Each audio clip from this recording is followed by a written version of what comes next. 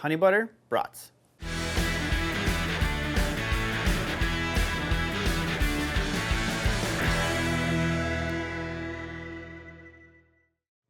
Hey everyone, I'm Chef Jed, and in this video I'm going to walk you through how to make a honey butter brat.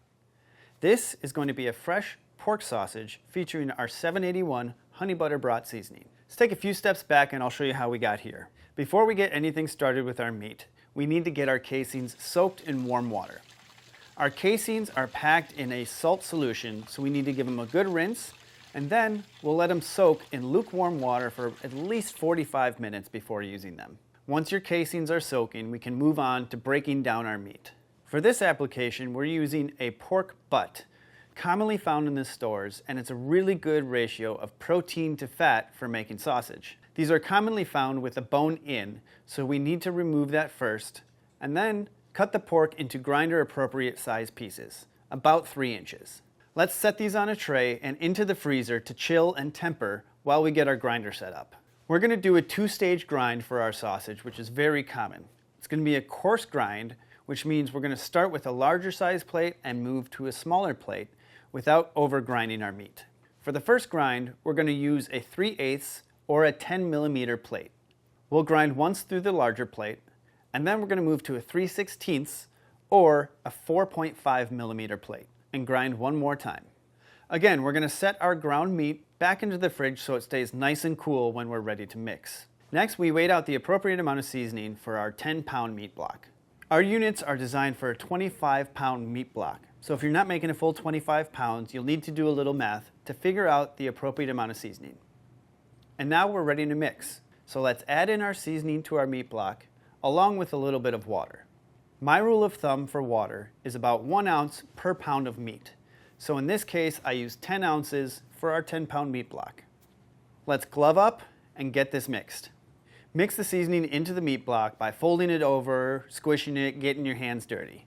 Once that seasoning is well incorporated and your meat block becomes nice and sticky, you're ready to stuff.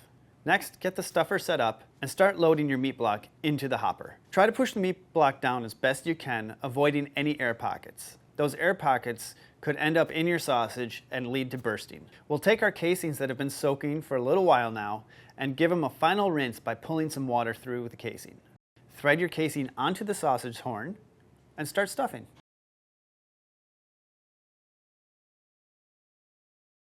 Once your sausage is stuffed, it's time to link them up. Start at one end and pinch off about a 6-inch section. Twist the link away from you and continue on, skipping a link and then pinching another 6-inch section, twisting away from you again. Repeat this process until all your sausage is linked up. Go through with your sausage pricker and eliminate any air pockets if possible. Those are going to be bad for a final product, could allow bursting and fat out. Then we'll set these sausages in the fridge to rest for at least 4 hours, but preferably overnight. This is going to help the flavors develop and bloom throughout the sausage for a nice, even, flavorful bite. When you're ready, separate your links with a scissors or a knife and grill them up to your liking.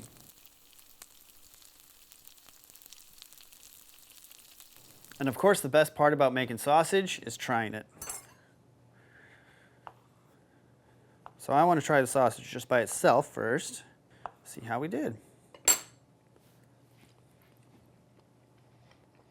First thing with that bite is the texture. Casing's got a good snap to it with that natural hog casing that we used. And our grind, beautifully tender but still juicy.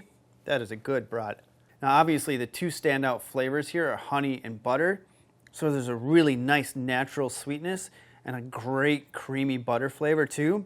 But the garlic and the pepper in here round out this sausage really well. This seasoning on its own is lights out delicious, but don't be afraid to add your own inclusions and try something new.